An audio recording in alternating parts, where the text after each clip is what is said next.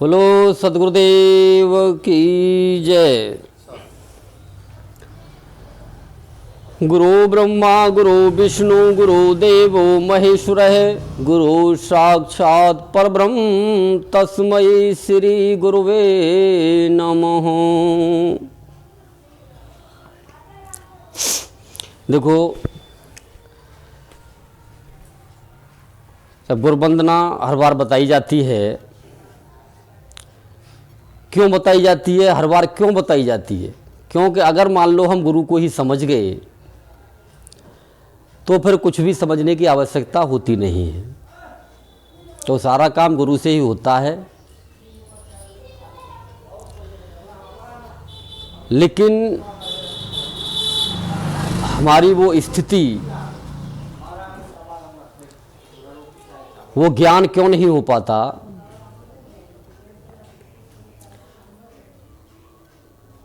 क्योंकि हमारा समर्पण नहीं हो पाता। जिस समय हमारा समर्पण हो जाए तो ज्ञान होने में देर नहीं लगती। वो पल का ही खेल था, पल का ही है और पल का ही रहेगा। कहेंगे समर्पण क्यों नहीं हो पाता? क्योंकि अनादिकाल से हमारे अंदर संसार के संस्कार भरे हुए हैं। अभी के नहीं, अनादिकाल से भरे हुए हैं। और उन संस्कारों की वजह से ही हम आज का हमारा जो जीवन है, इसी को हम सत्य मानते हैं। क्या यही सत्य है जो हमको दिखाई दे रहा है? यही हमारा घर परिवार है, यही हमारे बच्चे हैं। जबकि थोड़ा सा विचार किया जाए तो हर बार हर जन्म में हम आते हैं और हर बार नया हम बनाते हैं, नया बनाते हैं और बिगड़ जाता है। फिर आते हैं, फिर बनाते हैं। भाई किसी भी योनि में आए, घर परिवार तो सबका बनता ही बनता है। फिर बिगड़ जाता है, लेकिन पिछला हमको याद रहता नहीं। इतनी बात सभी जानते हैं, लेकिन जानते तो हैं। समस्या क्या है? जानते तो हैं। किसी से भी बात करो, बोले हम जानते हैं, सभी जानते हैं। कौन नहीं जानता? क्योंकि या तो हमने अपने पूर्वजों से सुन रखा है, किताबों में पढ़ रखा है, तो सभी जानते हैं। लेकिन उस जानने को मानते नहीं हैं। समस्या ये है। परमात्मा की बात करेंगे, आत्मा की बात करेंगे, तो सभी ये कहेंगे हाँ भाई हम जानते हैं कि भाई परमात्मा कहाँ है, हमारे अंदर रहता है। हमें अभी मरना है, मरने के बाद सब कोई नहीं रहता है, यानी सभी कहेंगे इस बात को। तो सभी जानते हैं, किसी को ज्ञान कराने की आवश्यकता है ही नहीं। लेकिन अब जानते हुए को मानना बड़ा मुश्किल है। तो अब उसको मानने के लिए ही बार बार चोट दी जाती है, बार बार उनको समझाया जाता है, बार बार बताया जाता है। जिस तरह से कई भी इस विषय पे मैं पहले भी बात कर चुका हूं। आज सुबह भी बात हुई थी किसी से, क्या जी हम जानते हैं, सब जानते हैं। जो तुम जितनी बातें कर रहे हो ना, हम सभी जानते हैं, हमें सब पता है। मैं पता है, गीता पढ़ रखी है, रामायण पढ़ रखी है। हाँ, वेद एक अलग की विषय है, बोले बाद बाकी ये छोटे मोटे ग्रंथ सब पढ़ रखे हैं, तो हम जानते हैं सब। तो मैंने कहा आपको जनाने की आवश्यकता नहीं है। अब जो आप जानते हो, मुझे ये बताओ, मानते कितने हो? कितना मानते हो? उसमें से कुछ माना है? माना हमने कुछ भी नहीं, एक पॉइंट नहीं माना। न मान लो हमने भगवत गीता का एक पॉइंट माना, न रामायण का माना, न वेदों का माना, न संतों का माना। माना नहीं हमने। तो उस मानने के लिए ही संत बार बार चोट देता है, बार बार उसी बात पर फोकस करता है और बार बार चोट देता है। जिस तरह से हम जब संसार में आते हैं तो हमारी माँ हमसे कहती है कि बेटा ये तुम्हारे पिताजी हैं, ये तुम्हारे चाचा हैं, ये तुम्हारा भाई है, बार बार कहती है, और हमारे सानिध्य में भी रहते हैं, हमारे सुख दुख में भी साथ देते हैं। तो बार बार कहने से इतनी दृढ़ता बन जाती है कि हम उनको सत्य मान लेते हैं कि हाँ ये सत्य है। लेकिन हमें पता थोड़ा ना है, हमको नहीं पता कि भाई कि वास्तव में हमारा ही भाई है। भाई कई बार हमने देखा है संसार में कि जिसके मान लो लड़की है तो उनको लड़के की चाहना होती है तो किसी का गोद रख लिया, और अगर उसको कोई न बताए तो उसे क्या पता कि मान लो वो तो मान लो उनको बहन कहेगा, इनको माँ बाप कहेगा। तो ये मान्यता की शक्ति है, जाना नहीं हमने।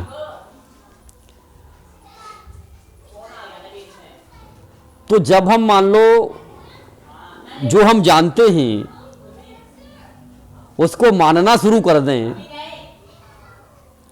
तो अपने आप ही हमारी दृढ़ता अपने आप बन जाएगी।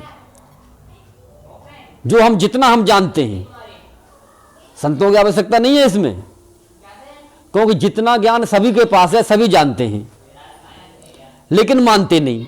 जब मानोगे नहीं तो उस पर चल नहीं सकते, चलोगे नहीं तो आगे जाकर के मान लो क्या देखोगे उसमें और क्या आपको पता चलेगा कि है क्या।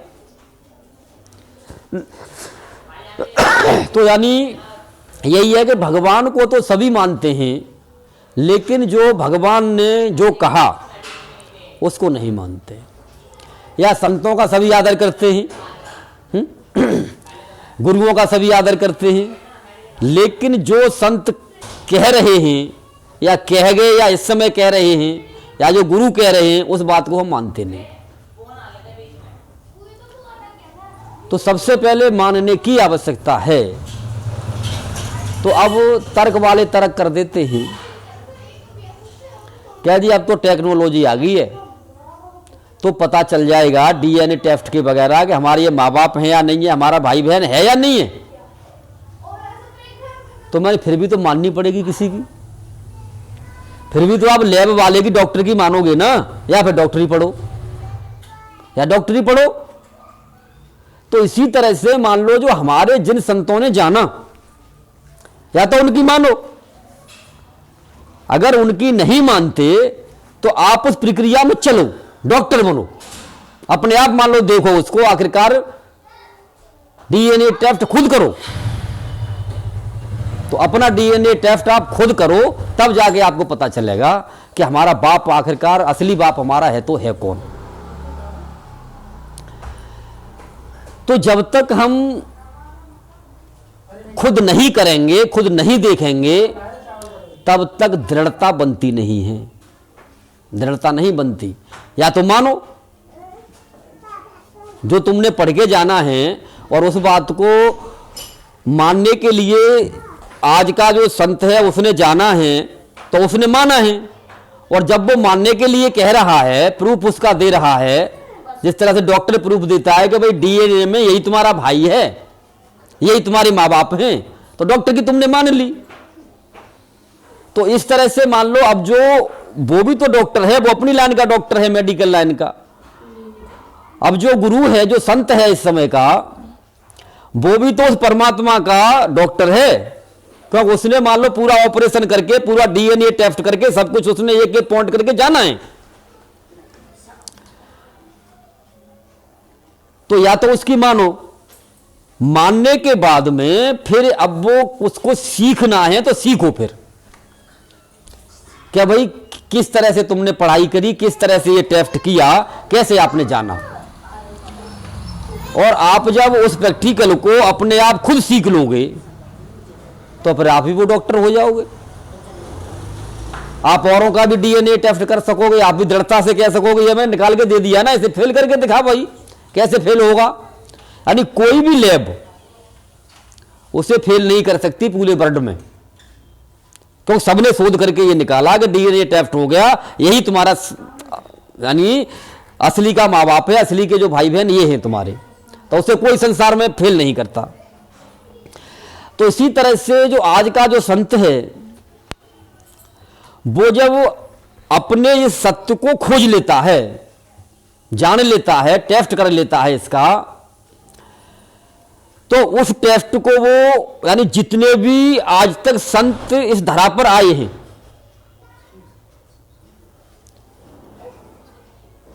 उन सबसे उसका वेरीफाई करता है, पूरा करता है। अगर उसने भी इसी बात को जाना था, इसने भी इसी को जाना था, चाहे अमेरिका का हो, चाहे मान लो पाकिस्तान का हो, कहीं का भी हो, उसने भी इसी को जाना था, उसने भी इसी को जाना था, और मैंने भी इसी को जाना है, तू भी इसी को जान,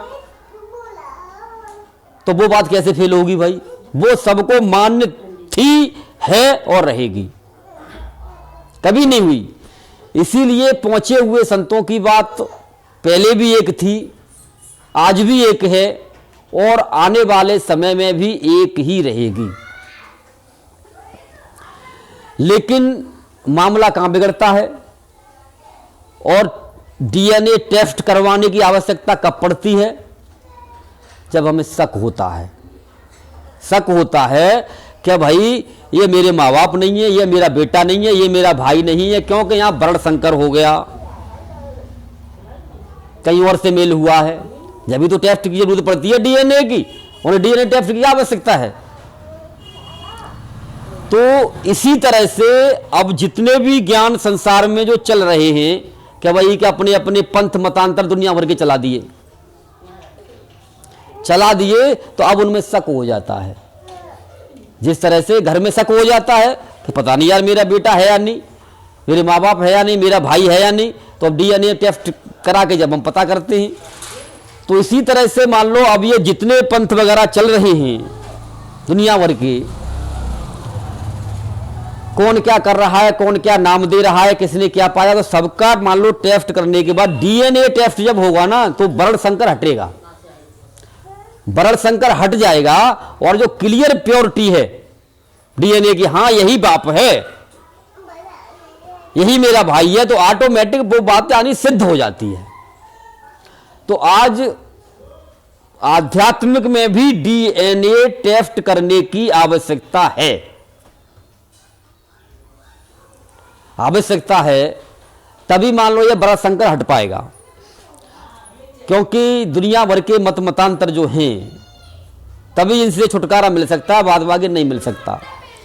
क्यों कि हमारे संतों ने जो पहुंचे उन्होंने साफ कह दिया कि नारायण और नगर के यद्यप रहा अनेक, परमात्मा के लिए जो चलता है अपने अपने रास्ते से, पंथ का मतलब पथ, रास्ता, अपने अपने रास्ते से सभी आते हैं, लेकिन जो पहुंच जाता है तो वो पहुंच गया। तो पहुंचे पहुंचे एक मत, अन पहुंचे मत अनेक। जो पहुंच गया वही सही विधि को बता सकता है कि भाई यहां से तुझे आना है तो इस तरह से कट मार के ऐसे आ, अगर इधर से आ रहा है तो इधर से भी आ जा, लेकिन इस तरह से इस गली में मुड़ के ऐसे आना, चाहे आगे से आ जाओ, पीछे से आ जाओ, कहीं से भी आ जाओ, क्योंकि उसके सब तरफ मुख होते हैं।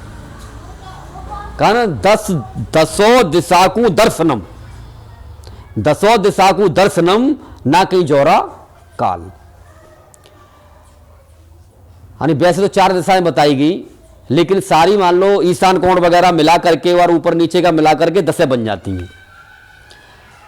तो 10 का, अब जिसको मान लो 10 दिशाओं का ज्ञान है, जिसकी 10 दिशाओं में हर तरफ आंखें हैं, पूर्ण का मतलब ये होता है, तो वो कभी आपसे वो नहीं कहेगा कि भाई तू उसको छोड़ के आ जा, उधर से आ, वो वहीं से कहेगा कि भाई यहां से निकल करके ऐसे आ जा, भाई इतना मार्ग आपने तय कर लिया और यहां से आप इस गली से निकलो और इस तरह से आ जाओ, थोड़ा सा इधर से पीछे से हटो, थोड़ा सा बाएं से हटो, वो अपने स्थान पर बुला लेगा।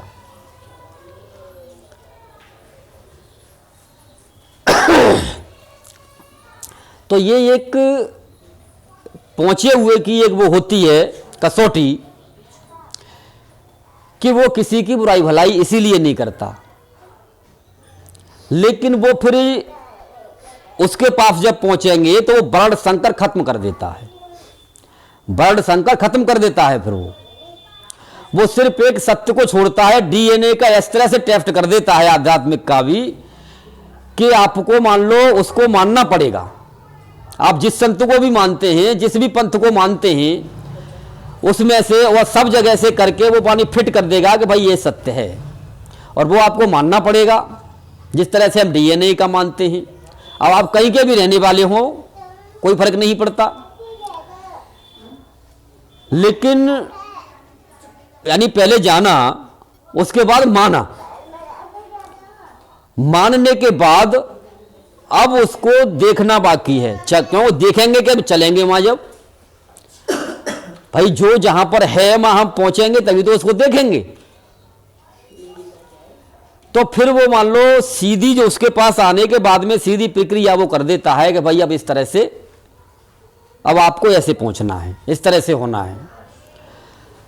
तो यानी आध्यात्मिक का भी वो डीएनए टेस्ट करके उस एक ही विधि हमेशा से जो थी, है और रहेगी, क्योंकि एंड में जाकर के परमात्मा तो एक ही है ना। तो वहां का जो सीधा रास्ता है वो सीधा कर देता है उसको कि भाई इधर उधर से हटा के आप इस तरह से सीधे लगो। तभी साहब ने कहा कि छूटे तो सीधे छूटे, अगर छूटना है तो सीधे ही छूट सकते हो, क्योंकि जिस तरह से मान लो आप घर से चलते हो और आपने रास्ते में ये देखा कि यहां से कुछ खरीदारी कर ले, मार्केट में घुस गए, कुछ और ले लें यहां से। अब मार्केट में एक से एक चीज अच्छी बनी हुई है,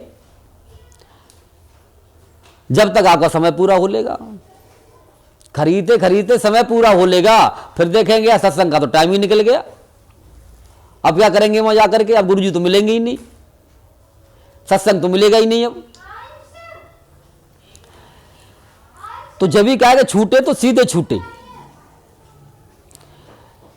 यानी जो पूर्ण गुरु है वो सीधा रास्ता आपका कर देता है। आप किसी रास्ते से आओ, लेकिन वो सीधा रास्ता कर देता है आपका कि भाई सीधा ही पहुंचना है, आपको सीधे ही छूट पाओगे। अगर आपको ना इस बाजार में भी घूम के देखना है, इसमें भी घूम के देखना है, इसमें घूम के देखना है, तो बात नहीं बनेगी, क्योंकि उलझ जाओगे, थोड़ा सा समय है। लेकिन जो बाजारों को बनाने वाला है,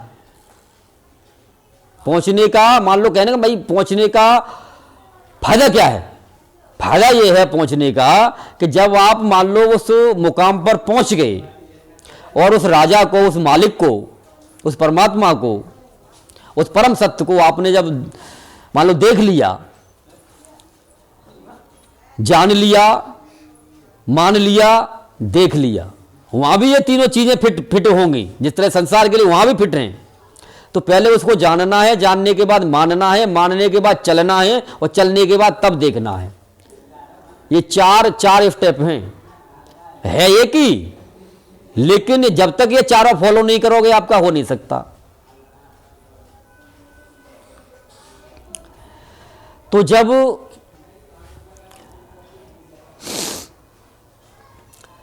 हम देख लेते हैं उसको, वहां पर मान लो हमको जानकारी मिल जाती है, जिस तरह से उसके नजदीक पहुंचते जाते हैं, तो यानी फिर बाजार की जो चीजें हैं ना, बाजार की जो चीजें हैं, जिस तरह से हम जब घर की स्वादिष्ट चीजें बनी हुई खा लेते हैं, बनाने वाला होना चाहिए, अगर बनाने वाला नहीं है तो घर की कहाँ अच्छी लगती है, फिर तो बाजार की अच्छी लगती है। अगर घर में ही बनाने वाला, बढ़िया बढ़िया डिश बनाने वाला अगर बैठा है हमारे घर में, हम घर की वही चीज हाथ की बनी हुई खा लेते हैं अपने घर की, तो वो कभी भी बाहर की चीजों को हाथ नहीं लगाएगा। वो कहेगा यार बेकार है, वहां पर तो क्या मान लो ऐसा तेल लगाते, ये करते हैं, यानी पेट खराब कर दिया। अरे सत्य बात है, उसकी समझ में आ जाती है अपने आप ही, ये उसका फायदा है पहुंचने का। यानी अपने आप ही जब यानी उसको जानकारी हो जाती है, तो कोई कहेगा यार वहां जाना है, गलत काम में जाना है, मंदिर जाना है, मस्जिद जाना है, वहां जाना है, कि वहां अच्छा बताते हैं, कि वो अच्छा दे रहे हैं, ये कर रहे हैं, वो कर रहे हैं, दुनिया भर की जो बातें हैं बीच की, घूमने फिरने की, बताने की, तो वो जाएगा ही नहीं। उसे पता है कि मैं क्या मिलेगा, क्यों मेरे घर से अच्छा तो मिलने वाला है नहीं, क्योंकि मैंने डिश साली बाहर देख रखी है, उससे अच्छा न कभी उसे मिला है और न मिलेगा। तो ये कारण है कि फिर वो कहीं भी चला जाए, चला भी गया ना, फंसेगा नहीं, यानी वो पेट खराब करके नहीं आएगा वहां से। जिस तरह से मान लो अब संत अपने में ही मस्त रहते हैं और अपने घर का खाना ज्यादा पसंद करते हैं, अपने हाथ का खाना ही ज्यादा पसंद करते हैं। अगर किसी ने पार्टी में बुला लिया, बढ़िया बढ़िया डिस्मा रेस्टोरेंट से बना के उल्टे सीधे तिल की रख दी वहां पर, तो मान लो अब संत है जानने वाला, तो वो क्या करेगा, वो सिर्फ उतनी ही खाएगा जो मेरे को नुकसान ना करे, फॉर्मेलिटी पूरी करेगा। वो ये नहीं है कि मान लो भर के पेट खा लूं, वो खाएगा तो नुकसान कर जाएगी, क्योंकि उसे पता है, क्योंकि अगर एक पीस उठाएगा ना तो उसको टेस्ट का ये पता चल जाएगा कि इससे अच्छा तो मेरे घर में बना रखा है, तो मैं इस पर टूट के क्यों पड़ूं।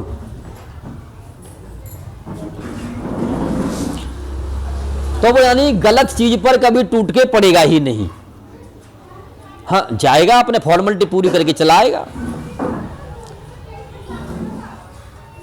अब कल जो है, कल परसों हमको भी कहीं जाना पड़ा, किसी ने मान लो बुलाया, वहां गए तो वो रिद्धि सिद्धियों वाले थे, तो बोले जी हमारे गुरुजी ऐसे थे। मैंने कैसे थे? क्या जी गुरुमाता आई उसकी हनुमान जी की पूजा करके, और उन्होंने उनको प्रसाद दे दिया, कह लो प्रसाद खा लो। उन्होंने मना किया, नहीं माना, नहीं मानी वो, कह लो खा लो प्रसाद ही तो है, क्या हो जाएगा। अब उन्होंने प्रसाद खा लिया और बोले खाने के बाद उन्होंने पलंग तोड़ दिया। मैंने कहा यार ये कौन सा ज्ञान हो गया, पलंग तोड़ दिया। यानी विकृति आ जाती है, विकृति आ जाती है, क्योंकि हमको ये मान लो हो जाता है कि मान लो मेरे अंदर हनुमान आ गया है, तो हनुमान आगे के पलंग तोड़ेगा तुम्हारा है, उड़ने लगे वो। तो ये मान लो इस तरह के ज्ञान भी बहुत चल रहे हैं। जब गुरुजी ऐसा करते थे तो आप क्या करोगे, आप भी वही करोगे। वो पलंग तोड़ते थे, तुम सोफा तोड़ दोगे, कुर्सी तोड़ दोगे, कुछ न कुछ तो मान लो तुम भी तोड़ोगे तोड़ोगे। तो भाई तोड़ने का ज्ञान नहीं है, ज्ञान है जोड़ने का। जोड़ने का है तो किसी को जोड़ना सीखो ना। अब वो तोड़ दिया, अब उसे सही करो, कैसे करोगे। तो तोड़ना तो बहुत सरल है, लेकिन उसको जोड़ना सीखो। वो बना कैसे, कितनी उसमें मेहनत लगी बनाने में, तब वो बन पाया। तो हम कह तो देते हैं कि जी अच्छा तुम्हारे पास है तो कुछ करके दिखाओ। मैंने कि जो अभी मैंने कि आप लोगों ने सत्संग सुना नहीं, सत्संग कहते किसको हैं, कर्म कहते किसको हैं। पहले नंबर तो संसार में यही नहीं पता कर्म है क्या। जिस तरह से गीता के अंदर जो कहा गया, भगवत गीता के अंदर बताया कि तू नियत कर्म कर, जो कर्म है अगर तू कर्म करेगा कि कर्म किए जा, फल की इच्छा ना कर रहे इंसान, यह है गीता का ज्ञान। तो हमने कर्म क्या समझ लिया। आज हम जो संसार में कर्म करते हैं, भाई कोई मजदूरी कर रहा है, कोई फैक्ट्री चला रहा है, कोई कुछ कर रहा है, तो हम इसको कर्म मान लिया हमने। इसकी तो हमें जगह नहीं है गीता के अंदर बिल्कुल भी। तो आखिरकार वो किस कर्म की बात कर रहे हैं कि जो वो कर्म कर जिससे तेरा कल्याण हो, जिससे कि यानी तेरा जन्म मरण का रोग खत्म हो, तू अपने घर पहुंचे, वो कर्म कर। अब वो कर्म है क्या। पर ये जो संसारिक कर्म कर रहे हैं, ये तो शरीर को पालने के लिए कर रहे हैं, और शरीर तो यहीं बनेगा और यहीं बिछुड़ जाएगा। उसके लिए क्या किया, उसके लिए कौन सा कर्म किया। और चलो सत्संग सुना, अच्छी बात है, लेकिन अब सत्संग सुनने के बाद में अब जो उसको बताया गया आपको, अब क्यों कि गीता तो पूरी अर्जुन ने भी सुनी, अर्जुन ने भी सुनी, लेकिन जब अपने ऊपर आके पड़ी तो सब भूल गया, सब ज्ञान भूल गया गीता का। अपने ऊपर पड़ती है ना करके तो जो ज्ञान बताने वाले हैं सब भूल जाते हैं। क्योंकि जिस समय बताने वाले भगवान श्री कृष्ण, सुनने वाला अर्जुन है, वह जब अपने ऊपर आके पड़ी, जब अपना अभिमन्यु ही मरा, भूल गया कि ये लो धर्मशाला तुम्हारी, मैंने नहीं लड़ना, किसके लिए लड़ूं जब मेरा ही मर गया। तो जो कहते हैं ना कि सुन रखा है, जान रखा है हमने, ये जाने हुए सुने हुए ज्ञान ऐसे ही होते हैं। फिर उसको प्रैक्टिकल कराया गया कि भाई आखिरकार कोई नहीं मरता, कोई नहीं मरता, वो मर के कहां गया मैं तुझे दिखा देता हूं। तब मान लो दोनों गए, अब कैसे गए, इस शरीर से नहीं जाया जाता हूं, अंदर वाले शरीर से जाया जाता है। जब जाकर के उस स्थान पर पहुंचते हैं दोनों गुरु चेला या मान लो भक्त या भगवान, तो अब जाकर के जब वो देखता है कि ये तो मर गया था वहां, लेकिन ये तो यहां साक्षात दिखाई दे रहा है मुझे। लेकिन अब वो कहता है अरे बेटा बेटा तेरी तो मामा रो रही है, मैं बहुत परेशान हूं, सब परेशान है और तू यहां घूम रहा है। अब वो झटक देता है, कौन किसका बाप है, अरे कौन किसकी मां है, मैं कितनी बार तुम्हारा बाप नहीं बना और कितनी बार बेटा नहीं बना, कितनी बार ने ये खेल नहीं खेला, ये तो चलता रहता है। बोले कोई किसी का बेटा नहीं है, कोई किसी का बाप नहीं है। कब पता चला? अनुभव के द्वारा मैं पहुंचा जब। तो जब तक मान लो सुनने के बाद में सुन के आपने जान लिया है और जान के मान लिया, और फिर भी चल के जब तक नहीं देखोगे तब तक ये मोह नहीं हटता, न किसी का हटा है, तब भगवान नहीं हटा सकी अर्जुन का, तो मान लो और कौन हटा सकता है? उनसे अच्छा था कोई सत्संग कर नहीं सकता। तो जो ये खेल है काम क्रोध लोभ मोह, ये हटते नहीं। कब हटते हैं? जब हम अनुभव के द्वारा वहां पहुंचते हैं। अब इसी बात को कबीर साहब ने कहा और हम सुनते चले आ रहे हैं, बचपन से सुनते चले आ रहे हैं कि अपने मरे स्वर्ग दिखेगो है। अब जैसे कोई काम के लिए किसी से कहो कि भाई ये काम कर दियो, ये काम कर दियो, लेकिन बच्चे नहीं सुनते। गांव में जब नहीं सुनते, हम खेलने के लिए भाग गए, तो हमारे बड़े भाई या मान लो हमारे जो माँ बाप क्या कहते थे, अपने मरे स्वर्ग दिखेगा, उससे को वो फिर काम को करते थे। तो जब तक तो हमने अपने मरे ही स्वर्ग दिखेगा, तो मरना पड़ेगा, मरना पड़ेगा। कैसे मरे? अब अभिमन्यु तो मर गया था, तब वो स्वर्ग में पहुंच गया, वहां जाके देखा। अब भगवान श्री कृष्ण और अर्जुन भी इस शरीर को छोड़ करके सूक्ष्म शरीर से स्वर्ग में पहुंचे और जाकर के मैं देख लिया, तो मरे ना। तो अब इसी तरह से अगर हमने सत्य को देखना है, क्योंकि मां शरीर ही दिखाई, सूक्ष्म शरीर ही दिखाई दिया था, अगर हमने सत्य को देखना है तो हमने जिसने सत्य को जान रखा है, सत्य में जो पहुंचा हुआ है, तो उसके हिसाब से चल करके हमने आज भी मरना ही पड़ेगा। इसीलिए भगवान श्री कृष्ण ने साफ कह दिया गीता के अंदर कि हे अर्जुन, मुझे ऋषि मुनि देवता कोई नहीं जानता, कोई नहीं जानता। तो अर्जुन भयभीत हो जाता है कि प्रभु जब ऋषि मुनि देवता ही आपको नहीं जान सकते, तो मैं तो तुच्छ मानव हूं, मैं कैसे जान सकता हूं? तब उन्होंने कहा कि भाई जो मुझे तत्व से जानता हो, यानी मैं हूं क्या, कि मुझे तत्व से जानता हो, उसके पास जा। तो जो तत्व से जानता है तो वो आपको स्वरूप का ज्ञान आज भी करा सकता है, स्वरूप का ज्ञान होगा। लेकिन जो ने तत्व से जानता है वो आपको यानी परमात्मा का ज्ञान करा सकता है।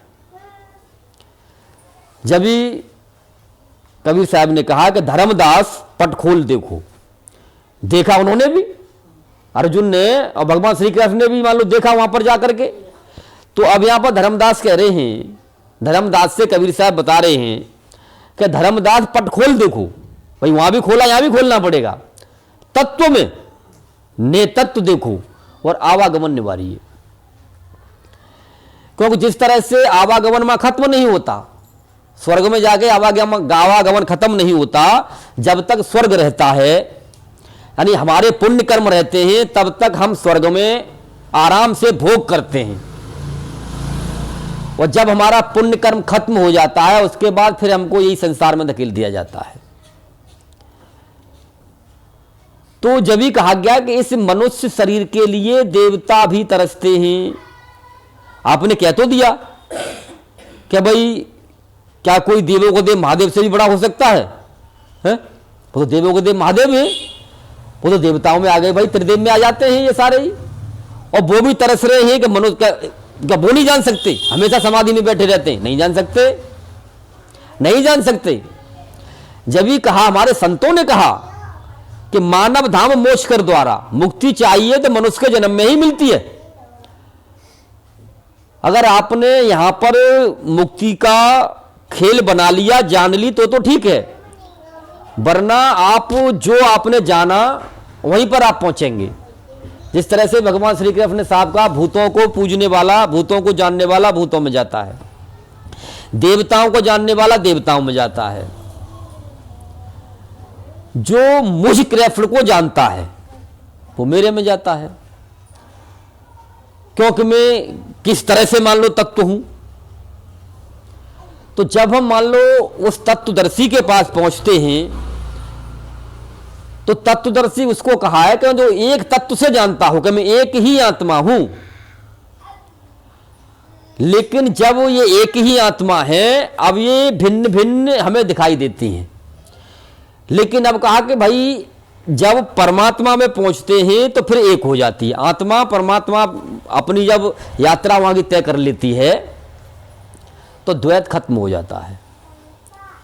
लेकिन द्वैत यहां खत्म नहीं होगा, हृदय के अंदर द्वैत खत्म नहीं होता। यहां पर सिर्फ कर्म काटने की जड़ी आपको मिलेगी। कर्म आपके कटेंगे हृदय क्षेत्र में, यानी इसको यदि क्षेत्र और क्षेत्रज्ञ का जो आप समझेंगे प्रकृति और पुरुष का, तो ये विधान है। तो जब कर्म कटेंगे तो आप केवल की अवस्था में पहुंचेंगे। केवल का मतलब यह है कि आप अपने स्वयं स्वरूप में पहुंचेंगे, अपने को आप जान जाएंगे। आपको ज्ञान हो जाएगा कि भाई मैं शरीर नहीं हूं, शरीर में रहने वाला हूं। लेकिन अब इसके लिए भगवान श्री कृष्ण ने साफ कह दिया कि भाई ये जो हमारी आत्मा हृदय में स्थित है और यहां तक हमारी यात्रा हमने पूरी कर ली और हमने जाना इसको पर्दा हटा करके, तो यानी ये भी बंधन में रहती है। बंधन में इस तरह से रहती है क्योंकि जब ही इसको जीवात्मा कहा गया, जीवात्मा शब्द लगाया जाता है यहां पर, यानी आत्मा परमात्मा नहीं लगाया जाता, जीवात्मा लगाया जाता है। कि यानी ये जीव कैसे आत्मा बना ये लगाया जाता है। लेकिन आत्मा कैसे परमात्मा बनी वो एक अलग विषय है, उसके लिए और ऊपर का ज्ञान चाहिए हम, तब हमारा वो समाधान हो पाएगा। तो जैसे ही जब हमारा ये समाधान हो जाता है, इसी के लिए साहब ने कहा कि सत्य नाम हृदय धरो। अब उन्होंने ये नहीं कहा कि सत्य नाम को त्रिकुटी में रखना है या मान लो ऊपर गगन में रखना है, कि सत्य नाम हृदय धरो भयो पाप को नाश, और जो चिंगारी आग की पड़ी पुराने घास। अब हृदय में क्या है, अब इसको मान लो न तो कोई करा रहे हैं न कर रहे हैं, तो आप कैसे जान पाएंगे स्वरूप को? स्वरूप का ज्ञान करना है, निस्वरूप का ज्ञान करना है, और निस्वरूप के चक्कर में और हम बड़ संकर हो जाते हैं और ज्ञानों में इस तरह से चले जाते हैं कि माया का जो खेल है वो हमारी पकड़ में आ जाता है। तो कोई मान लो ध्वनि देखता है, ध्वनि सुनता है, देख भी लेता है, देखने का भी विधान है, ध्वनि को भी देखने का विधान है, प्रकाश को भी देखने का विधान है।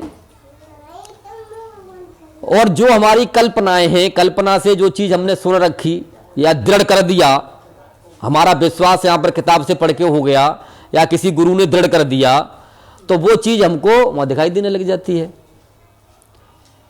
जो दृढ़ कर दिया वो दृढ़ हमने कर लिया कि भाई यही सत्य है, लेकिन वो सत्य नहीं है। इसके लिए साहब ने साफ कहा कि काल काल सब कोई कहे और कालन चीने कोई, और जितने मन की कल्पना काल कहा बस सोए।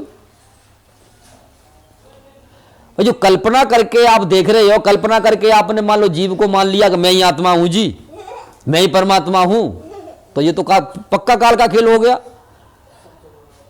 तो कहने से नहीं कुछ होना, ये एक प्रक्रिया है चलने की। पहले यानी गुरु के द्वारा जो मान लो नेतत्वदर्शी है, अगर आपको पूर्ण ज्ञान चाहिए तो नेतत्वदर्शी की खोज करनी पड़ेगी। मैं तत्व भी फेल है, तत्वदर्शी भी फेल है वहां। क्यों? कबीर साहब ने साफ कह दिया कि तत्वमता है गीता और वेदों में ही सार, इससे अगम अपार है पूर्ण शब्द हमार। तो जो नेतृत्व की बात की है वो कबीर साहब के अलावा या और मान लो गिने चुने संतों ने ही की है, ज्यादा कोई संत कर नहीं पाए।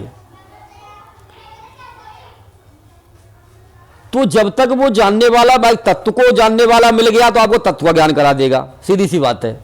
लेकिन तत्व का ज्ञान भी कहां होगा? हृदय में होगा। सत्य नाम का ज्ञान कहां होगा? हृदय में होगा। लेकिन अगर नेतत्वदर्शी मिल गया, नेतत्व को देखने वाला मिल गया, तो यानी जीते जी कैसे मरा जाता है वो उसका यहां से आगे का खेल आपका कराएगा। लेकिन किसका खेल कराएगा? यहां ना सुरती है ना नृत्य है, यहां पर स्वयं ही वो शब्द है जिसके लिए कहा ना गरीबदास महाराज ने कहा कि हमें शब्द और शब्द हम माही, वो हमसे भिन्न और कुछ नहीं। पाप पुण्य दो बीज बनाया और शब्द भेद को बिरले पाया। तो जब नेतत्वदर्शी मिलेगा आपको तो पहले आपके तत्व को अलग करेगा शरीर में से और उसके बाद में वो नेतत्व में ले जाएगा। तो इसी के लिए साहब ने प्रमाणित किया कि जीवत जीव हृदय बसे, जीवत जीव हृदय बसे, कि मैं कैसे जिंदा हूं, क्या हूं, आपको पूरा ज्ञान हो जाता है हृदय के अंदर, स्वरूप का ज्ञान हो जाता है। लेकिन मुंह है पुरुष के पास। लेकिन अगर आप जीते जी मरने की कला है, भाई ये कला तो स्वर्ग पहुंचने की है, तो वो तो यहां से हो जाएगी, तो सूक्ष्म यहां से हो जाती है वो तो। लेकिन अगर आपको मान लो पूर्ण ज्ञान चाहिए, जो कभी भी आना जाना ना पड़े, पूर्ण मुक्ति चाहिए, तो उसके लिए यह ज्ञान करना पड़ेगा कि यानी आत्मा किस तरह से परमात्मा तक पहुंचती है और उसमें मिल करके कैसे वो मान लो परमात्मा ही हो जाती है। तो जो जनाने वाला जिस समय आता है जानकार, तो वो हमेशा एक ही था, एक ही है और एक ही रहेगा। आप उसको चाहे सूर्य कहो, चाहे मनु कहो, चाहे इक्ष्वाक कहो, चाहे भगवान श्री कृष्ण कहो, राम कहो, वशिष्ठ, जो मर्जी कह लो उसको, वो वही होता है। चाहे उसको दादू कहो, चाहे कबीर कहो, जो मर्जी कह लो, आप गुरु नानक कहो, जो मर्जी कह लो, लेकिन वो तत्व से और नेतत्व, जिसने तत्व जाना वो तत्व तक होगा और जिसने नेतत्व तक जाना वो नेतत्व तक वही होगा, वो दूसरा नहीं होता। यानी आदि में भी वही था, भाई कहा ना आदि कहते अबू कहते हैं और अब भी वही चीज है, अब भी वो उसी ज्ञान को कराएगा क्योंकि वही होता है। जब हमारा शरीर का पर्दा हटेगा और जब वो, लेकिन इसको कौन जान पाएगा? जिसको वो जना देगा। जिस तरह से गीता का ज्ञान अर्जुन के अलावा कोई नहीं जान पाया, वो भगवान श्री कृष्ण बोल रहे हैं, अर्जुन सुन रहा है, लेकिन वहां करोड़ों की भीड़ थी, किसी को ना दिखाई दे रहा ना सुनाई दे रहा। तो इसी तरह से यानी ये जो ज्ञान चलता है ये दो में ही चलता है अंदर, और जो कैसे चलता है, जिसको आप मान लो ब्रह्म तक पहुंचे, ब्रह्मवाणी कहा, सतगुरु तक पहुंचे, सतगुरु वाणी कहा। तो ये होती है अपौरु से वाणी, यानी पुरुष की ये वाणी जो बोली जा रही है, ये पुरुष की वाणी दिखाई दे रही है आपको कि पुरुष बोल रहा है, कोई पुरुष बोल रहा है। लेकिन जब आपके अंदर प्रविष्ट होकर के वो बोलता है तो उसको अपौरुषेय वाणी कहा जाता है। क्योंकि जिसके लिए मान लो कबीर साहब ने कहा कि भाई अजर नाम, अजर वाणी, अजर नाम है क्या? अजर मुख से बातें करे, कि धर्मदास अजर मुख बोले, यानी ये मुख तो जल जाएगा, सबका जलता है, तो अजर मुख से आखिरकार बातें कैसे होती हैं? अब बोलने का तो मान लो मैं ध्वनि नहीं कहा, या प्रकाश नहीं कहा, अनहद नहीं कहा, यहां कह रहे हैं कि भाई जिस तरह से मान लो ये मुख बोल रहा है, जो आप जानना चाहते हैं, जो आप पूछना चाहते हैं, उसको मान लो गुरु एक एक पॉइंट करके, खंड खंड करके, एक एक स्टेप आपको बताता है कि भाई मैं ऐसे गया, ये मैंने किया था, आपको ऐसा करना चाहिए और इस तरह से चलना चाहिए, सारी चीजें वो बताता है। इसी तरह से जब हम अंदर में प्रविष्ट करते हैं तो ब्रह्म ज्ञान में पहुंच करके ब्रह्म बताएगा, और सतगुरु ज्ञान में पहुंच करके, जब मैंने बताया ना कि यहां से आगे सतगुरु का ज्ञान है, यानी आत्मा परमात्मा के लिए कैसे मिलती है और जीव ब्रह्म कैसे बनता है, ये दो, यानी एक स्वरूप ज्ञान हो गया और एक परमात्मा का ज्ञान हो गया, ये दो हैं, एक तत्व का ज्ञान हो गया, एक नेतत्व का ज्ञान हो गया। तो यानी कि आपके अंदर प्रवेश करके जो आपकी जिज्ञासा उठेगी, यानी आपकी जिज्ञासा इधर उठेगी, इधर वो आपका समाधान अंदर ही कर देगा। जिस तरह से आप मान लो किसी पहुंचे हुए संत के पास पहुंचते हैं तो आपको मैं इंतजार नहीं करना पड़ता, आपने अपना प्रश्न रखा तो वो नहीं कहेगा कल बताऊंगा या कल दूंगा, वो फटाफट फोन पे बात करो। कभी भी कहने का मतलब है 20 आवर्स, यानी एक पल वो अलग ना उससे हुआ है, क्योंकि वो एक ही हो जाता है, तो आपको वो फौरन ही उसी समय आपका समाधान कर देगा। लेकिन ये शरीर से शरीर का समाधान हुआ, जो प्रैक्टिकल का समाधान करना है, जो अनुभव का समाधान करना है, वहां पहुंचने का समाधान करना है, उसके लिए अंदर हमने उस अपौरुषेय वाणी में, उस अमर वाणी में उतरना पड़ता है। और अमर वाणी में जब हम उतरते हैं तो वहां ज्यादा प्रसन्न नहीं रहते। क्यों नहीं रहते? क्योंकि हमने जो अनुभव में कर लिया वो तो हमारा हो ही चुका है, खत्म ही हो गया। जो हम आगे बढ़ना चाहते हैं, कुछ जानना चाहते हैं, तो वही हमारा वो रहता है वहां पर, तो ऑटोमेटिक वो अंदर से ही निर्देश देना शुरू कर देता है। इसको अपौरुषेय वाणी कहा जाता है। अजर नाम इसको कहा गया कि धर्मदास अजर मुख बोले। तो जब अजर मुख से बातें हमसे होंगी, लेकिन कब होंगी? जब जिसने कर रखी होंगी तब होंगी। ब्रह्म भी हर किसी के अंदर नहीं बोलता भाई, कोई खेल है क्या ब्रह्म को बुलवाना? श्री कृष्ण के अंदर बोला था,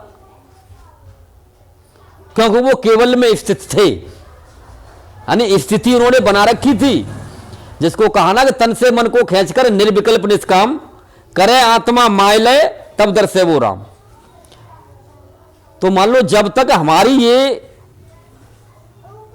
एकांत अवस्था, कहा ना कि भाई ज्ञान कहां होता है? एकांत में। संत तो कहां रहते हैं? कहीं अंत, जब आदि अंत सब कुछ खत्म हो जाता है मामला, यानी विकल्प वगैरह जो भी चीजें हैं सब चीजें खत्म हो जाती हैं, और तटस्थ अवस्था में अब जैसे हैं वैसे ही बैठे रहते हैं। तो उसमें जो मर्जी लिख दो, तभी तो कोरा कागज कहा गया, कोरे कागज पर जो मर्जी लिख दो, तब वो कोरा कागज हमको बनना पड़ता है। और वो कोरा है, फिर वो कोरा ही रहता है, कोरा ही रहता है। क्योंकि अब वो लिखा क्या उस पर? उस पर तो जो परमात्मा का नाम ही लिख गया परमात्मा, तो उस पर कोई लिख ही नहीं सकता। तो जब तक कि मेरा जीवन कोरा कागज, कोरा ही रह गया है, ये कवि की कल्पना है, लेकिन सत्य है। अब इसी को कबीर साहब ने कहा कि साहिब कबीर ने ऐसी ओढ़ी है कि चुदरिया झीनी रे झीनी, और साहिब कबीर ने ऐसी ओढ़ी ज्यों की त्यों धर दीनी। तो यानी अगर इस शरीर में हम दलो, कबीर साहब तो मान लो पंच तत्वों का शरीर उनका नहीं था, अब हम लोगों का पंच तत्वों का शरीर है, तो हम कबीर साहब तो नहीं बन सकते। जैसी ओढ़ी थी वैसी तो हम नहीं रख सकते, लेकिन हमने चुनरिया ओढ़ी है, हम इसको उतार के तो फेंक सकते हैं गंदी को, इतना तो हम कर सकते हैं। तो ज्ञान हम कबीर साहब नहीं बन सकते, लेकिन कबीर साहब वाला ज्ञान हम कर सकते हैं। यानी इन चादरों को उतार के हम फेंक सकते हैं एक तरफ, ये चुनरिया को हम एक तरफ फेंक सकते हैं, और सीधे हम यानी वो कबीर साहब ने जो ज्ञान कराया किया उसको हम आज भी कर सकते हैं, वो करते हैं। या जिनको नहीं हो रहा उनको करना चाहिए, करना चाहिए, तो तभी यानी हम पूर्णत्व को प्राप्त होते हैं। अब संसार में जो रहते हैं तो नॉर्मल रूप में ही रहा जाता है, नॉर्मल में ही रहेगा, वहां पर कोई दिखावा नहीं होता। अगर वो कहने का मतलब है कि लेकिन कुछ जो करना पड़ता है थोड़ा बहुत, अपने लिए नहीं करना पड़ता, उसको अपने लिए नहीं करना पड़ता क्योंकि अपना तो वो कर चुका, लेकिन अब दूसरों को सिखाने के लिए तो करना पड़ेगा ना, और उसी काम को करना पड़ेगा कि भाई इस तरह से पूजा करनी होती है।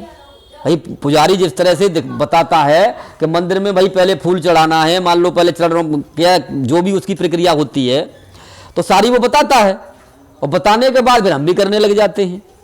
तो लेकिन उसे बताने के लिए तो नीचे उतर के बतानी पड़ेगी,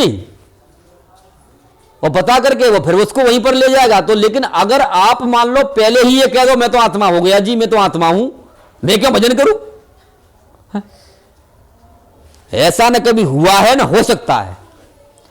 यानी रास्ते बिना चले बिना मंजिल तय करे और आप कह दो मैं पहुंच गया, तो कैसे संभव है? मंजिल तय करोगे तभी तो वहां पहुंचोगे, तो मंजिल तो तय करनी पड़ेगी। अब इसमें दो रास्ते होते हैं, एक तो मंजिल उसने जैसे तय करी है वैसे आप भी तय करो, वो करवाता है। या मान लो आप पे नहीं तय हो रही तो यानी उसके पास समर्पण कर दो। अब समर्पण में फिर ये नहीं होता कि मेरा बालक बीमार है कि मैं बीमार हूं कि अम्मा बीमार रहेगी, समर्पण कहां हुआ है? ये तो चलेंगे, यानी कोई सवाल जवाब नहीं, कुछ भी नहीं, क्योंकि ये तो शरीर का खेल है, ये होगा ही होगा। लेकिन अब हम ऊपर से तो कह देते हैं समर्पण हो गया, कर दिया जी हमने समर्पण, लेकिन जैसे ही आगे पड़ती है गुरुजी बचाओ तो हम मरे, फिर मरना तो पड़ेगा ही पड़ेगा। या तो आप मान लो ज्ञान के द्वारा जैसे बताया जा रहा है कि भाई जब तक मरोगे नहीं तब तक आपको सत्य दिखाई नहीं देगा, तो उसमें भजन करके चलो और मरो, और ऐसे नहीं मरना चाहते तो घिस घिस के मरो। ये काम तो करना पड़ेगा आपको। तो जब आप मान लो उसका समर्पण कर देते हैं तो समर्पण में यानी फिर ये नहीं देखा जाता कि संसार तो छूटना ही छूटना है ना, संसार और शरीर ये छूटना ही छूटना है। तो ये तो जैसे भी मान लो ढो रहा है, हम ढो रहे हैं, जैसे चल रहा है चल ले दो इसको। तो समर्पण वाला कभी भी मान लो उस पर नीचे उतर के नहीं आता, तब तो समर्पण होता है। तो बात एक ही पड़ेगी, दोनों ही करोगे तो बात पड़ेगी, यानी भक्ति कर्म और ज्ञान। भक्ति कर्म और ज्ञान ये तीन मार्ग हैं जाने के। अब भक्ति किसकी की जाती है? भगवान की। लेकिन अब भगवान के पास जाते हैं कि हे भगवान मैं छोरा को ब्याहना है रो, मेरा मकान नहीं बन रहा, क्या मेरे पति बीमार है, तो हम इस तरह की मान लो भक्ति करने का जा रहे हैं, भक्ति करने का जा रहे हैं, तो मान लो हम तो उससे व्यापार करने के लिए जा रहे हैं, तो कुछ नहीं हो पाता। हाँ वो तो हो जाएगा काम, वो तो हो जाएगा, लेकिन आपकी 84 नहीं कर सकती। जो आप मांगने के लिए जा रहे हो देर सवेर वो तो हो जाएगा। आप मान लो कितने भी बीमा कुछ भी हो ठीक हो जाओगे, लेकिन मरोगे तो फिर भी तो आपकी 84 कटने वाली नहीं होती। 84 कटने के लिए या तो उस पर समर्पण कर दो, या मान लो जो वो बता रहा है उस मार्ग पर चल के आप खुद उस मार्ग को तय करो, या जब उस पर समर्पण कर दोगे तो वो आपको ले जाएगा। कैसे ले जाएगा, ये उसका काम है। भाई समर्पण हमने कर दिया तो वो ले जाएगा, कैसे ले जाएगा, उसमें कुछ करना नहीं पड़ता। जिस तरह से यानी बिल्ली है बिल्ली का बच्चा समर्पण करके रहता है, जहां उसने रख दिया, जिस घर में रख दिया वो नहीं जाने वाला कहीं, बिल्ली खुद उसको उठा के ले जाएगी। आप प्रैक्टिकली देख लेना, खुद उठा के ले जाएगी और जहां वो रख देगी बस जब तक वो समर्थ नहीं होता तब तक वो मान लो अपने 7 घरों में एक मान्यता बनाई गई, 7 घरों में रखती है। तो वो 7 घर हमारे 7 घर मान लो, जब भी तो कहा था 6 शरीर से न्यारा हुई और 4 शब्द जानेगा सोई। तो इस 7 घरों में रखती है, 6 घरों से हटा के 7वें में रखती है और मान लो आगे जाकर के कल्याण कर देती है उसका। तो मां यह मत ना देखो कि तुमने मान लो मुझे कहां रखा है, क्या कराया है, क्या नहीं कराया, जो दे दिया वो ठीक है जी, जो गुरु ने जहां बिठाल दिया ना मुझे वो ठीक है, अब वो अपने आप ले जाएंगे, मुझे क्या लेना देना। क्योंकि बिल्ली 7 जगह अपने बच्चों को रखती है, 7 घरों में रखती है और 7 घरों में रख करके फिर उनको यानी ऐसा ही बना देती है कि वो अपने आप पर भागते फिरते हैं। अब एक ज्ञान होता है बंदरी के बच्चे जैसा, बंदरों वाला, लेकिन जो बंदर का बच्चा होता है, बंदर जो होता है वो अपने बच्चों को कभी नहीं पकड़ता। बिल्ली दबा के ले जाती है लेकिन बंदर नहीं दबाता, उसे खुद पकड़ना पड़ता है, उसको खुद पकड़ना पड़ता है। जब वो कस के पकड़ लेती है तो फिर चाहे कूदो फांदो जो मर्जी करो वो गिरता नहीं है, क्योंकि उसे पता है कि मैंने अगर अपनी पकड़ ढीली करी तो मैं गिरा। तो भाई या तो मान लो पकड़ ढीली मत ना करो, अपना ज्ञान करना है, चलना है, तो जो गुरु ने बता दिया वह जो आपकी पकड़ में आया पकड़ ढीली मत ना छोड़ो। आज नहीं कल चले जाएंगे सत्संग में, है आज भजन नहीं किया कल कर लेंगे, आज कोई रिश्तेदार आ गया तो यार इनकी खातिरदारी करनी है, क्या करें टाइम ही नहीं मिला। तो पकड़ ढीली हुई गिरे नीचे। तो 20 आवर से एकदम जिस तरह से बॉर्डर पर जवान सतर्क रहता है ना, तो हमें सतर्क रहना पड़ता है। क्यों कि मां तो जवान की जो लड़ाई है ना मालूम किधर से गोली आ जाए, और भक्त के पास ना मालूम जब भक्त भक्ति कर रहा है तो काल कहां से पार कर दे कोई पता नहीं होता। तो उसे हमेशा सतर्क रहना पड़ता है कि मेरी पकड़ ढीली नहीं पड़ जाए, और जहां उसकी पकड़ ढीली पड़ी तो मां गिरेगा तो लगेगी, सीधी सी बात है, लगेगी तो भैया मर भी सकता है, चोट भी लग सकती है, सारे काम हो सकते हैं। तो भक्ति जो की जाती है भगवान की जाती है, भगवान की जाती है। मां मांगने के लिए नहीं, भगवान को प्राप्त करने के लिए, भगवान तक पहुंचने के लिए की जाती है ना, लेकिन हम व्यापारी बन जाते हैं जा करके।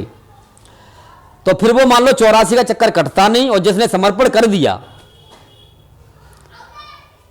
तो उसको वो अपने आप ही मान लो धीरे धीरे करके अपने आप ही वो ऊपर उठा ले जाता है उसको, और नहीं तो जितना हमने किया होता है उतना वापस मिल जाता है। ठीक है आज भी आज ठीक हो गई, फिर आ गई, फिर कुछ दिन बाद हुआ, फिर वो हो गया, तो मान लो इस तरह से ये होता रहता है।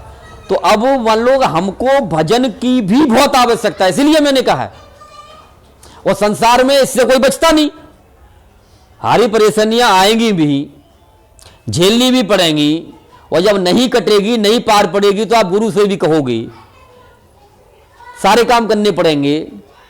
तो खाली आप कहो कि साहब के हमने तो समर्पण कर दिया और गुरुजी कर देंगे सारा काम, नहीं हो पाएगा। तो समर्पण कर ही नहीं सकते आप, इसलिए यानी समर्पण भी करना है, समर्पण करके भजन करना है।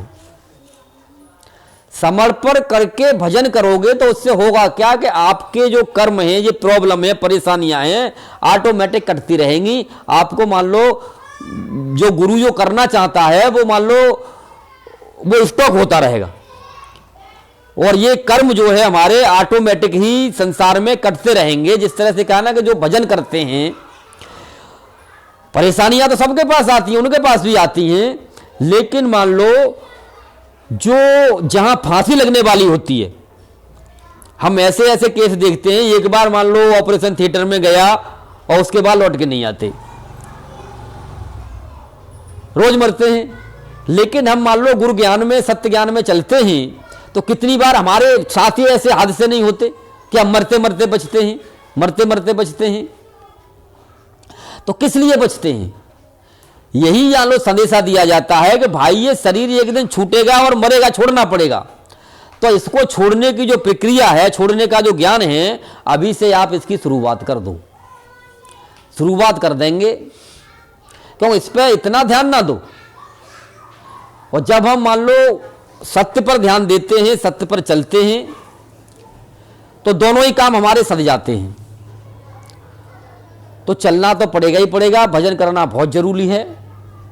हाँ, ये मैं पहले भी बता चुका हूं कि अगर मान लो कभी भी विधि किसी की समझ में नहीं आ रही तो वो जब मर्जी यानी पूछ सकता है मेरे से, कभी भी कांटेक्ट करके मान लो मिल सकते हो फोन करके, और उस समय आपका मान लो समाधान कर दिया जाएगा कि भाई विधि समझ में नहीं आ रही, क्या मान लो कहाँ पर अटक आ रही है। क्योंकि चलने से ही मार्ग तय होता है। तो आप या तो भूल ही जाओ कि भैया रे बिना भजन करे हम पार हो जाएंगे। भजन तो करना ही करना पड़ेगा। हाँ, कैसे करना पड़ेगा ये मान लो अलग की बात है। ये जो गुरु जहां तक पहुंचा होता है, जैसे जिसके पास ज्ञान होता है, उस तरह का वो बताता है। अब इसमें अपने विवेक को लगाना होता है। जैसे कहा ना कि बिन सत्संग विवेकन हुई और राम कृपा बिन सुलभन हुई। जब हम सत्संग सुनते हैं किसी भी संत का, पहुंचे हुए का, क्योंकि सभी पहुंचे हुए लगते हैं और सभी अपने को पहुंचा हुआ ही कहते हैं, तो साहब ने तो साफ कह दिया पहुंचे पहुंचे सब कहें। किसी ने अपने को यूं नहीं कहा कि मैं नहीं पहुंचा, कि पहुंचे पहुंचे सब कहें, पहुंचा कोई एक, और लाखों में तो है नहीं, करोड़ों में कोई एक। और गरीबदास महाराज ने कहा कि पहुंचे पहुंचे सब कहें, पहुंचा कोई एक, करोड़ों में तो है नहीं, अरबों में कोई एक। तो अब ये विवेक हमें करना पड़ेगा, क्योंकि हमारे संत जो कह रहे हैं और हम जो उस बात को मान लो कौन संत बता रहा है, सत्संग में मान लो बढ़ते बढ़ते उस चीज को हम जान लेते हैं। कब जान पाएंगे? सत्संग में ही जान पाएंगे कि बिन सत्संग विवेकन हुई। जब परमात्मा की कृपा होती है तब जाके किसी जीव, कोई भी जीव सत्संग की तरफ बढ़ता है, और सत्संग में जाकर के उसे धीरे धीरे करके ज्ञान होता है कि भाई इस तरह से ये प्रकाश का खेल है, ये अनाहत का खेल है? ये मान लो हमारे त्रिकुटी का खेल है। ये जो भी मान लो है, जब बिना सत्संग के कहाँ पता चलेगा? सत्संग जब सुनेंगे तभी मान लो पता चलता है। लेकिन जो जिसमें लग जाता है वो उसमें लगा रहता है, लेकिन फिर भी सत्संग नहीं छोड़ना। क्यों? कि जो आगे तक की जो बातें हैं, मैंने आपको बताया स्वरूप से भी आगे, स्वरूप पे एंड कर दिया, लेकिन स्वरूप से भी आगे आप परमात्मा भी हो सकते हैं। परमात्मा में पहुंच करके परमात्मा भी हो सकते हैं। तो अब वो सत्संग इसीलिए खत्म नहीं होता क्योंकि जहां तक आपने मार्ग तय कर लिया है और सत्संग आपने छोड़ दिया तो आगे का मार्ग ही आपका अवरुद्ध हो जाएगा कि मैंने तो रास्ता तय कर ली ना, कि मुझे तो आत्मज्ञान हो गया, लेकिन अब आत्मा तो फंसी हुई है भाई। तो साहब ने भी चाहे साफ कह दिया कि 3 कर्म से आत्मा बांधी और चौथा नेकर्म हुई है। यानी चौथे में पहुंच करके, चौथे पद में पहुंच करके जब जा करके वो यानी परमात्मा जैसा होता है। और आत्मज्ञान होने के बाद भी 3 स्टेज तो ऐसी हैं, वो कहता है कि मुझे आत्मज्ञान हो गया, लेकिन होता नहीं। जैसे आप ऐसे मान लीजिए केवल है, ठीक है, वहां पर भी आत्मज्ञान हो गया। विज्ञान में भी आत्मज्ञान हो गया, विधेयी में भी आत्मज्ञान हो गया, लेकिन वो इनसे भी परे है, क्योंकि ये सब बंधन में आ जाते हैं।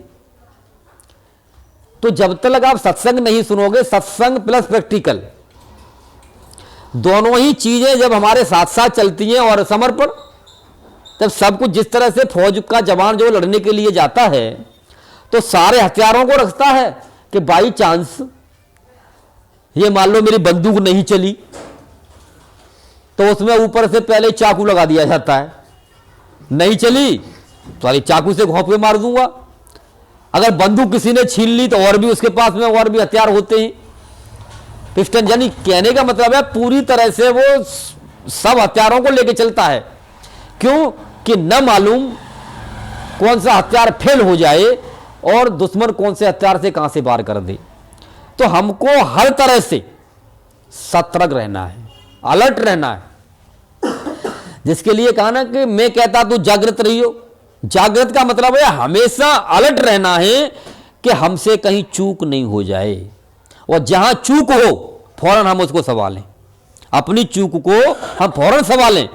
जिस तरह से मान लो भजन के लिए बताएगा, भजन पर आप बैठते हो, बैठना चाहिए, और अगर चूक हो जाती है, चूक का मतलब क्या है कि जैसे आप प्रकाश में उलझ गए, अनाद में उलझ गए, या मान लो जो भी पिक्चर देखने में आप हो गए मशगूल के, हाँ भाई डांस आ गया बहुत अच्छा, अप्सरा नाच रही है, ये मान लो दुनिया भर की चीजें हैं, उसमें आप हो गए, तो उनमें नहीं, अलर्ट रहना है। क्यों कि बताया ना सामने, छूटे तो सीधे छूटे। बीच के जो मान लो ये बाजार सजा हुआ है, उस बाजार में रौनक को नहीं देखना, बाजार के लगाने वाले के तक पहुंचना है हमने। आखिरकार जिस तरह से एक दृष्टांत भी आता है कि एक बाजार लगाया राजा ने, फ्री में मिलेगा सब कुछ सामान, बाजार है ले जाओ, तो सारी पब्लिक टूट पड़ी और सब ले गई। जी मुझे टेलीविजन नहीं है, मेरे पास फ्रिज नहीं है, मेरे पास गाड़ी नहीं है, सब ले गए उठा उठा के अपना अपना जरूरत का सामान। लेकिन एक जो लड़की उसमें घूम रही थी, पूरे बाजार में घूम आई, उसने कुछ नहीं खरीदा।